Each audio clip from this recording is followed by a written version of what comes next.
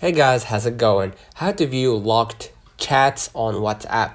So basically what you're gonna do, you're gonna just go ahead onto your WhatsApp. Now, in order to find the locked chat, what you're gonna do, you're gonna be able, or you need to lock a chat first. So what I'm gonna do, I'm gonna just go ahead to, let's say for example, that person, click on their name, and what I'm gonna do, I'm gonna just toggle on the lock chat right here. You're gonna find it, and what you're gonna do, you're gonna confirm via your Face ID or facial recognition, and basically you locked that chat. Now if you want to find it, just swipe up, or just scroll up, and you're gonna find the lock chats right here, and you're gonna be able to see that person on your locked chats, and you're gonna be able to view the conversation from there. And if you want to unlock it, you can just go ahead and click on their name again and just toggle it off, and basically facial recognition for confirmation. Basically that's it. Let me know in the comments if this video helped you.